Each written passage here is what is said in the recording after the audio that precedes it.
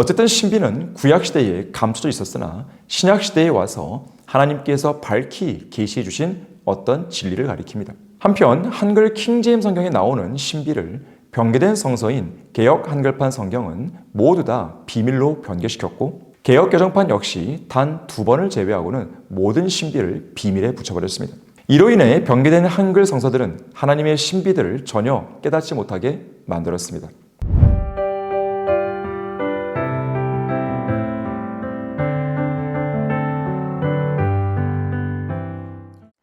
안녕하십니까? 성경침례교회 박승용 목사입니다. 이번 개역개정판을 고발한다 강좌에서는 그리스도를 비밀로 감춰버린 개역개정판이라는 제목으로 강의를 하려고 합니다. 하나님의 말씀인 성경은 그러므로 사람들이 우리를 그리스도의 일꾼이며 하나님의 신비들을 맡은 청지기로 여기게 하라고 말씀합니다. 신비가 무엇입니까? 하나님의 섭리 가운데 보존된 한글 킹제임스 성경에는 신비 또는 신비들이란 단어가 모두 31번 나옵니다. 그것도 오직 신약 성경에서만 나옵니다. 구약 성경에서는 단 한 번도 언급되지 않은 신비가 모두 신약에 와서 계시가 되는데, 이러한 현상은 신비의 정의를 알면 쉽게 이해할 수 있습니다. 클라렌스 라키는 신비에 관해서 이렇게 말했습니다. 신약 성경에서 신비는 아무도 이해할 수 없는 어떤 것이 아니다. 다만 태초부터 오직 하나님만 알고 계셨고, 또한 그분의 목적과 계획에 따른 어떤 진리로서 주님께서 계시하시는 때가 오기 전까지는 인간의 지식에서 보류되었다. 다시 말해서 그 때가 오면 계시되어야 하는 것이 바로 신비인 것입니다. 구약에서는 이런 신비들이 감춰져 있었지만 신약에서는 그 신비들의 봉인이 해제되었습니다. 그러나 너희 눈은 볼 수 있고 또 너희 귀는 들을 수 있으니 복이 있도다. 진실로 내가 너희에게 말하노니 많은 선자들과 의인들이 너희가 보는 것을 보기 원하였으나 보지 못하였고 너희가 듣는 것을 듣기 원하였으나 듣지 못하였느니라. 구약시대의 선자들과 의인들에게 감춰져 있던 신비가 신약시대의 성도들에게 계시된 것인데, 계시가 이루어진 상황에서는 그러한 신비를 마치 공개하면 안 되는 비밀처럼 다뤄서는 안 됩니다. 구원파의 박옥수 목사는 죄사함, 거듭남의 비밀이라는 매우 비밀스러운 책 한 권을 쓴 적이 있습니다. 사실 이보다 더 어리석은 책 제목도 없습니다. 죄사함이 왜 비밀입니까? 거듭남이 왜 비밀이어야 됩니까? 죄사함과 거듭남의 진리를 비밀로 감춰버린다면 어느 누가 구원받을 수 있단 말입니까? 어쨌든 신비는 구약시대에 감춰져 있었으나 신약시대에 와서 하나님께서 밝히 계시해 주신 어떤 진리를 가리킵니다. 하지만 계시가 되었다 해도 그 신비 속에 들어있는 초자연적인 요소들은 여전히 남아있기 때문에 신비는 인간의 머리나 이성으로 쉽게 이해할 수 있거나 인간의 말로 쉽게 설명할 수 있는 성질의 것이 아닙니다. 하지만 이해가 안 된다고 해서 믿을 수 없는 것은 아닙니다. 사실 신비뿐 아니라 하나님의 영감으로 주어진 성경 그 자체도 성경 전체를 우리가 이해하고 깨달은 다음에 믿은 것이 아니라 먼저 믿음으로 받아들인 연후에 하나씩 이해하고 깨달아가고 있습니다. 한편 한글 킹제임스 성경에 나오는 신비를 변개된 성서인 개역 한글판 성경은 모두 다 비밀로 변개시켰고, 개역 개정판 역시 단 2번을 제외하고는 모든 신비를 비밀에 붙여버렸습니다. 이로 인해 변개된 한글 성서들은 하나님의 신비들을 전혀 깨닫지 못하게 만들었습니다. 신구약 전체에 36,000구대 이상 변개되고 신약에서만 2,200단어 이상 삭제된 성경을 하나님의 말씀이라고 붙들고 있는 사람들이 하나님의 신비들을 전혀 깨닫지 못하는 것은 너무나 당연한 일입니다. 조롱하는 자는 지혜를 구하여도 얻지 못하나 깨닫는 자에게는 지식이 쉬우니라. 성령께서는 성경을 조롱하며 제멋대로 고치는 자들에게서 조명을 꺼버리십니다. 그들은 하나님께서 분명하게 계시하신 신비를 그들 스스로 비밀로 봉인해버린 후 봉인되어 있으니 읽을 수 없노라고 하면서 푸념이나 늘어놓고 있는데, 이보다 더 바보 같은 짓이 어디 있겠습니까? 하나님께서는 거듭난 그리스도인들이 그리스도 안에 감춰져 있는 지혜와 지식의 보화를 풍성하게 캐내기를 원하십니다. 그래서 골로새서 2장 2절에서는 그들의 마음이 위로를 받고 사랑으로 엮어져서 완전한 이해의 확신이 모든 풍요함에 이르러 하나님과 아버지와 그리스도의 신비의 지식에 이르게 하려 한다고 말씀합니다. 하지만 사탄은 이 일을 방해하고 있습니다. 변개되고 부패한 개역 한글판 성경과 개역 개정판을 통해서 상당한 재미를 보고 있는 것인데, 성경치고는 너무나 열악한 이들 번역본들은 하나님과 아버지와 그리스도의 신비, 이상 세 가지 신비를 하나님의 비밀인 그리스도로 변개시켰습니다. 비밀에 대한 강박관념이 병적이리만치 심한 것이죠. 그래서 변개된 성서들을 쓰는 자들은 예수 그리스도와 그리스도의 복음을 증거하지 않습니다. 길거리에서 통기타 치며 세상 가요의 일종인 CCM이나 부르고 커피를 끓여주고 화장지나 나눠줄 뿐, 어차피 비밀에 붙여진 예수 그리스도를 전해도 그만, 전하지 않아도 그만인 것입니다. 도대체 왜 구주이신 예수 그리스도께서 비밀이 되셔야 한단 말입니까? 예수님이 비밀이시라면 어떻게 그분을 믿고 구원받을 수 있습니까? 그리스도를 비밀로 여기는 자들은 구원받지 못한 자들입니다.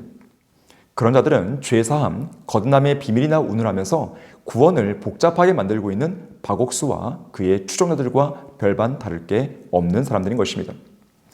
예수 그리스도는 결코 하나님의 비밀이 아니십니다. 그분의 이름은 비밀로 봉인되어 있지 않고 온 인류에게 분명하게 계시되었습니다. 갈보리 십자가의 보혈을 통해 우리를 모든 죄악에서 구속하시고 정결케 하신 그분의 이름은 모든 이름 위에 뛰어나신 주 예수 그리스도십니다. 신약 성경 27권은 예수 그리스도의 이름으로 시작해서 주 예수 그리스도의 이름으로 끝나는 책입니다. 한편 주 예수 그리스도라는 이름에서 주와 그리스도는 구약 성경에 이미 계시되어 있었는데, 주라는 이름은 5997에 등장하고 헬라어 그리스도에 해당하는 히브리어 이름 메시아는 2번 나옵니다. 다시 말해서 그리스도는 구약에서 이미 계시된 이름이기에 변개된 한글 성서들처럼 결코 비밀이 될 수 없습니다. 그래서 초림 당시에 안드레는 예수님을 처음 만났을 때 그의 형제 베드로에게 우리가 메시아를 만났다라고 이야기하면서 그를 주님께로 인도할 수 있었습니다. 하지만 예수라는 이름은 구약 성경 어디에도 계시된 적이 없었습니다. 그 이름이 아직 계시되지 않았던 때 야곱은 야복강 근처에서 날이 새도록 자기와 맞붙어 싸운 주의 천사에게 그 이름을 알려달라고 요청했습니다. 야곱이 그에게 물어 말하기를 내가 간구하오니 당신의 이름을 말해줘서 하니 그가 말하기를 어찌하여 내 이름을 묻느냐 하며 거기에서 야곱을 축복하더라. 야케의 아들 아굴도 하나님의 아들의 이름이 무엇인지 물은 적이 있습니다. 하늘에 올라가시다가 내려오신 분이 누구신가? 바람을 자기의 주먹 안에다 모으시는 분이 누구신가? 옷으로 물들을 싸매신 분이 누구신가? 땅의 모든 끝들을 정해놓으신 분이 누구신가? 그분의 이름은 무엇이며 그분의 아들, 하나님의 아들을 말하는 것이죠. 그분의 아들의 이름이 무엇인지 내가 말할 수 있느냐? 재판관들의 시대에 살았던 삼손의 아버지 마노아 역시 주의 천사에게 그 이름을 물었습니다. 당신의 이름이 무엇이니까? 당신의 말씀이 이루어질 때에 우리가 당신을 존귀히 여기리다. 그러나 그 이름은 비밀이었기에 주의 천사는 다음과 같이 반문했습니다. 그것이 비밀임을 알면서 어찌하여 내가 나의 이름을 그같이 묻느냐? 구약시대의 주의 천사, 곧 하나님의 천사는 성육신하시기 이전에 사람들 앞에 나타나신 예수 그리스도이셨습니다. 이러한 사실은 사도 바울의 증언을 통해서도 입증됩니다. 또 너희는 나의 육체 안에 있는 나의 시련을 무시하거나 거절하지도 아니하였고 오히려 하나님의 천사같이 곧 그리스도 예수같이 나를 영접하였도다.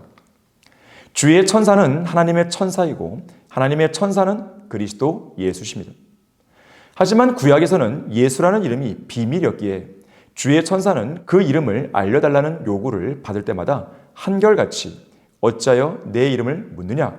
또는 그것이 비밀임을 알면서 어찌하여 내가 나의 이름을 묻느냐라고 반문하면서 대답하기를 거절했습니다. 이처럼 구약에서는 그분의 이름이 비밀이었습니다. 왜냐하면 아직 때가 차지 않았기 때문입니다. 그분께서 이 땅에 인간의 몸을 입고 오시기 전까지는 그 이름은 계시될 수 없었습니다. 그러나 초림 당시 성육신하신 하나님께서 여자의 씨로 태어나셨을 때 드디어 그 위대한 이름이 계시되었습니다. 그녀가 한 아들을 낳으리니 너는 그의 이름을 예수라 하라.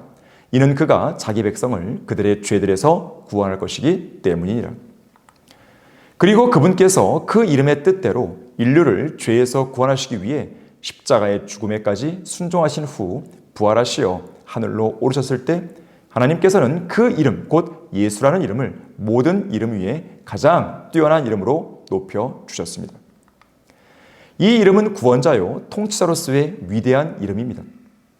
지금 현 시대에 예수님을 주라고 부르면서 그분의 이름 앞에 무릎 꿇어야 하는 것인데 그렇게 하지 않으면 장차 백보라 심판에서 꿇게 될 것입니다. 하지만 그날에는 너무 늦었습니다. 영원한 불못으로 들어가라는 최종 선고만 귓전에 울리게 될 것입니다.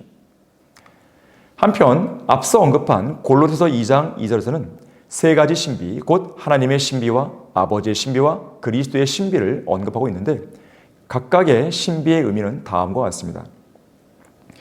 우선 하나님의 신비는 재림에 관한 신비로서 하나님이신 예수 그리스도께서 세상 나라들을 인수하시고 영원히 통치하시려고 문자 그대로 이 땅에 재림하신다는 신비입니다.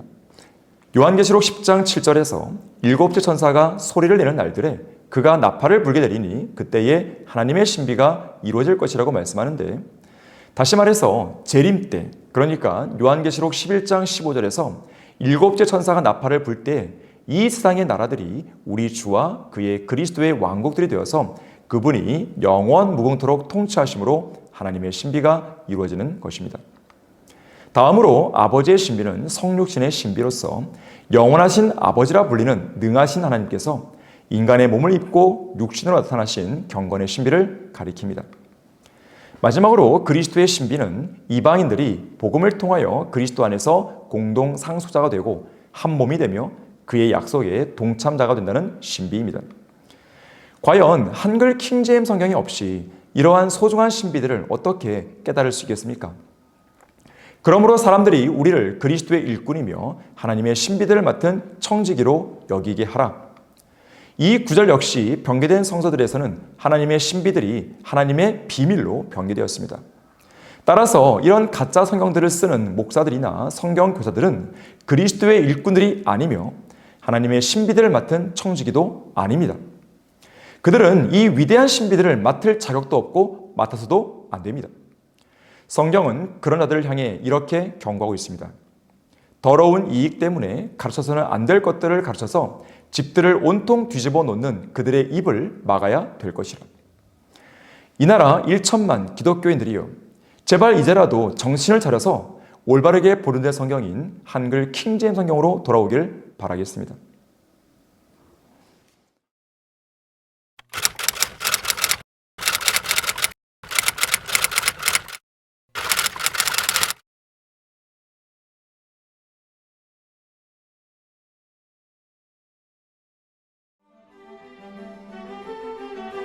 그리스도인은 한글 킹제임스 성경을